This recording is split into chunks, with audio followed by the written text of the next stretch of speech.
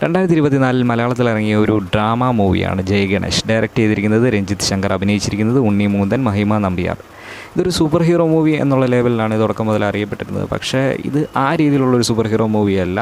പ്രത്യേകിച്ച് അമാനുഷികമായ കഴിവുകളുള്ളൊരു നായകനെയൊന്നും അല്ല ഈ സിനിമയിൽ കാണുന്നത്. ഇതിൻ്റെ പ്ലോട്ടെന്ന് പറയുന്നത്, നായകൻ ഒരു അപകടത്തിൽപ്പെട്ട് ഇയാളുടെ കാലുകളൊക്കെ നഷ്ടപ്പെട്ട ഒരാളാണ്. ഇയാളൊരു ചാനലിൽ വർക്ക് ചെയ്യുകയാണ്. ഹാക്കിങ്ങും പരിപാടിയൊക്കെ ഇയാൾ ചെയ്യുന്നുണ്ട്. അങ്ങനെ ഹാക്ക് ചെയ്ത് ഇയാളിടയ്ക്ക് പോലീസുകാരെ സഹായിക്കാറുണ്ട്. അങ്ങനത്തെ ഒരു ക്യാരക്ടറാണ്. ഇയാൾക്ക് അധികം ആൾക്കാരുമായിട്ടൊന്നും വലിയ ചേർച്ചയുള്ള ആളൊന്നും അല്ല. എല്ലാവരുമായിട്ട് ഉടക്കി നിൽക്കുന്ന ഒരു ക്യാരക്ടറാണ്. അങ്ങനെ ഒരു കൊച്ചുകുട്ടിയുമായിട്ട് ഇയാൾ സൗഹൃദത്തിലാവുകയും അതിനെ ബേസ് ചെയ്ത് പോകുന്ന ഒരു ഇൻസിഡൻറ്റും അതിനെ തുടർന്നുണ്ടാകുന്ന സംഭവങ്ങളൊക്കെ ബേസ് ചെയ്ത് പോകുന്നൊരു സ്റ്റോറിയാണ്.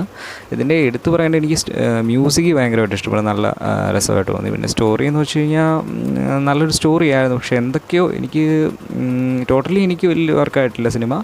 ജസ്റ്റ് വൺ ടൈം വാച്ചബിളായിട്ട് തോന്നി. കാണാത്തവരുണ്ടെങ്കിൽ കണ്ടിരുന്ന് കമൻറ്റ് ചെയ്യുക.